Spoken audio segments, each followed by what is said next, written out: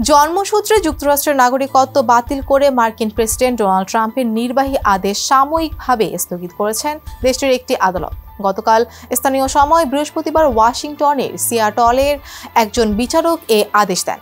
আদালত ট্রাম্পের নির্বাহী আদেশকে পুরোপুরি অসাংবিধানিক বলে বর্ণনা করেছেন। বিচারক জন কুফনার বলেন, আমি 4 দশক ধরে এ বেঞ্চে আছি, আমি আর কোনো মামলা এত স্পষ্ট দেখিনি। তবে আদালতের এ আদেশের বিরুদ্ধে আপিল করেন বলে তাৎক্ষণিক প্রক্রিয়ায় জানিয়েছেন ট্রাম্প। গেল সোমবার শপথ নেন ডোনাল্ড ট্রাম্প। এরপরই তিনি অন্তত 100টি নির্বাহী আদেশে সই করেন। এর মধ্যে কয়েকটি সরাসরি অভিবাসন বিরোধী ছিল। যুক্তরাষ্ট্রের রাজনৈতিক আশ্রয় গ্রহণের শপথ বন্ধ করে দেন তিনি। পাশাপাশি এমন একটি আদেশে সই করেন যা নিয়ে যুক্তরাষ্ট্র জুড়ে শুরু হয় বিতর্ক। যুক্তরাষ্ট্রের সংবিধানের 14তম সংশোধনীর প্রথম বাক্যেই জন্মসূত্রে নাগরিকত্বের নীতির বিষয়টি বলা হয়েছে।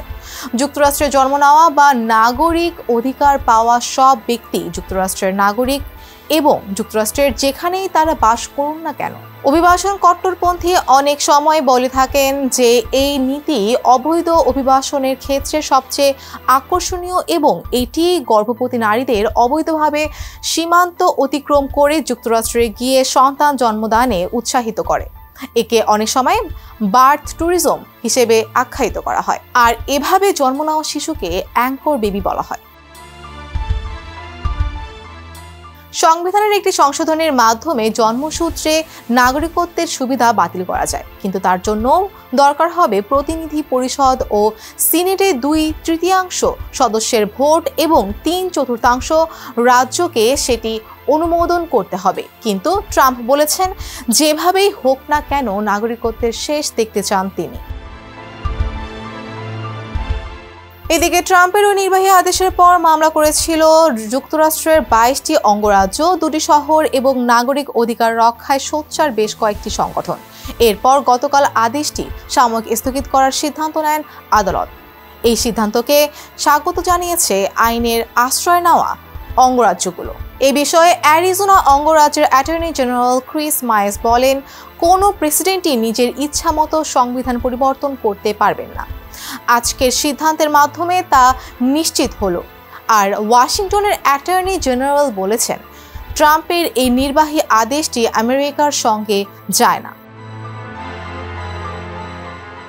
জন্মসূত্রে নাগরিকত্বের বেশ কিছু গুরুত্বপূর্ণ দিক রয়েছে। যুক্তরাষ্ট্রের সামরিক ঘাঁটি, কূটনৈতিক স্থাপনা বা বিদেশে কর্মরত মার্কিন নাগরিকদের সন্তান গ্রহণের ক্ষেত্রে বিশেষ আইন প্রযোজ্য। যারা যুক্তরাষ্ট্রের কূটনৈতিক মর্যাদা সম্পন্ন তারা সাধারণত জন্মসূত্রে নাগরিকত্ব পান না।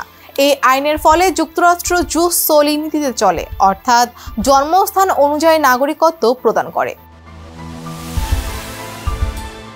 ট্রাম্পের আদেশ অনুযায়ী 19 ফেব্রুয়ারির পর যুক্তরাষ্ট্রে জন্ম নেওয়া যে কোনো শিশু যদি তাদের মা বাবা কেউই আমেরিকার নাগরিক বা বৈধ স্থানীয় বাসিন্দা না হন, তাহলে তাদের কেউই বৈধ নাগরিক হবেন না। তাদের দেশে ফেরত পাঠানো হতে পারে।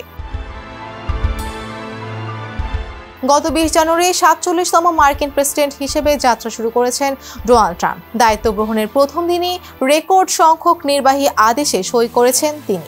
ব্যাপক পরিবর্তন এনেছেন প্রশাসনে।